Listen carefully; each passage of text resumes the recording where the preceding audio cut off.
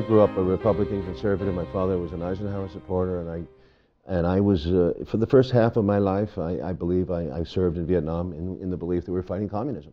Peter, other side of the tracks. But even I grew up, even growing up as a New York liberal, I still believed that America was the world's greatest nation. You can't live in this society and breathe this air and not think that on some level, unless you have people like what we're trying to do, who are going to challenge it at the core. But you went to college, and you went to Rutgers, and you studied with the great historians there, Lloyd Gardner.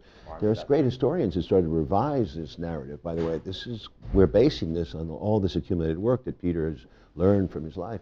But there was a series of historians in the late 50s and 60s that started to really expose the underbelly of this dirty story.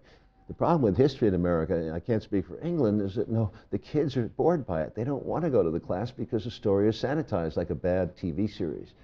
They know the ending. Every episode ends with the United States doing the right thing, or you know what I'm saying? So and it's dry. It's so dry. They're learning names and facts and dates, you know. You need the juicy, horrible stuff, and that turns the kids on. They need a little bit of the horror movie. But also it's dramatic.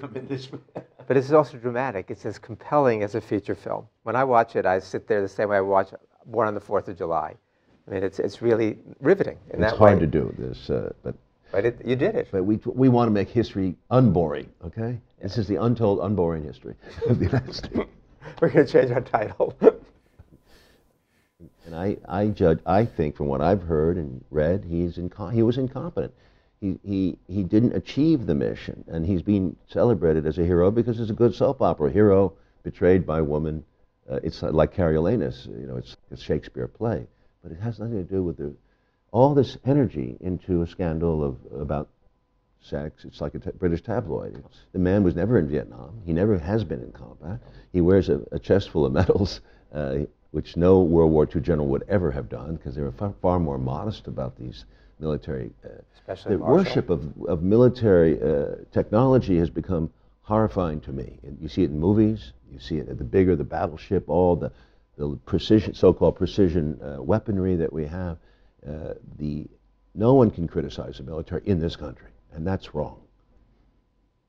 Right, when Petraeus testified and people were saying, "Don't betray us," or "General, betray us," they were silenced, because you can't question a general like Petraeus in this country. We were so critical of Bush for years because he was doing surveillance of people and phone tapping and other kinds of surveillance without judicial review. Obama is killing people without judicial review, and you don't hear an outcry. There should be an outcry against this. It's probably illegal, it's certainly immoral, and it's sending the wrong, and it actually backfires on us. I mean, we're hoping for the best, you know, but it's certainly the best of two choices. The Republican candidate, John McCain in 2008 and Romney in 2012. With McCain, we'd probably be in 5 wars, not 2, I'm sure, because he's a hawk.